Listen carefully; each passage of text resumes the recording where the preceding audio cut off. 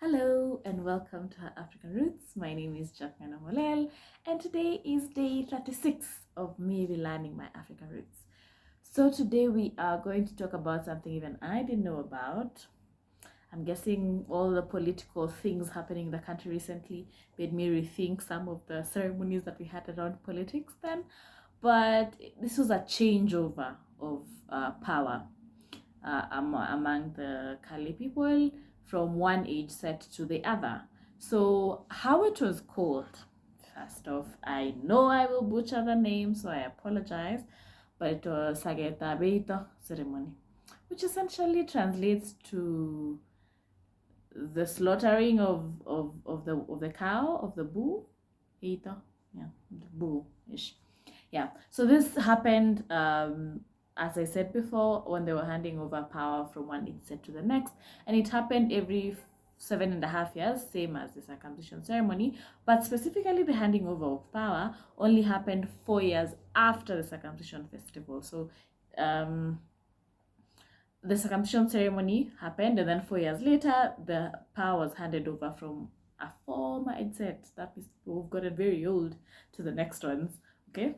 And during the ceremony, this is how the ceremony went. It was only males, so all adults, if obviously like most African societies, the Kali are very patriarchal, so obviously even power was for men. But how it went was all adult males would gather in a specific location, but with this specific location, no married warriors were allowed. So the married warriors would go to their houses during the ceremony, lock themselves in there with their wives until they are told to come out, or until the ceremony ends. And then the Orkoyot, which was the medicine man, I talked about this a few episodes back, but the Orkoyot would be present, and it would started by the young warriors buying or purchasing a white bull, anito, and slaughtering it, and then during this ceremony now they would eat it. So after the old men, because the old men started the eating, they would have finished eating, the young men would take the skin or the hide of the young bull, make a ring out of it, and put it on one of the fingers of their right hands.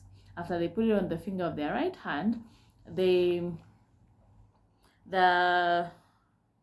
Orkoyot would stand up and stand next to a stool that was heaped with cow dung, and then on top of the cow dung was a fruit of the labotwet shrub. I don't know what shrub is, but that shrub is, but it sounds like a very fancy shrub and it's very important. Interestingly also, sorry to deviate, but cow dung, like this story or this entire experience has taught me that the Kali, even though I knew they were pastoralists, they really valued every part of the cow. But anyway, next, after the Orkoyot has stood up next to the cow dung and the people have finished eating and the young men have put the ring on one of the fingers of the right hand, whichever finger they wanted to, the old men would stand up, and then the young men who put the ring would sit down. After that has happened, the Orkoyot would give a sign, and the young men would shed off their warrior skins or their warrior whatever they had, the clothing. They would shed that off, and they would wear fur skins that were fur garments that were meant for the old men.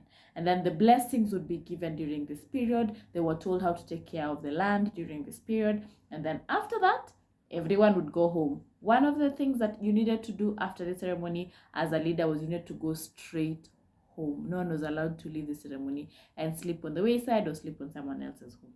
Yeah, that is the story of how the handing over of power, the Sagetabeto ceremony, according to the Kali people. It's been a pleasure talking to you today. If you have a story around this, or you've had a ceremony that sounds something like this for the Kali people, if you're Kali, for any of the other tribes around the world, I'd love to hear about it. So don't forget to share, like, subscribe, and even comment about it. Bye, and see you tomorrow.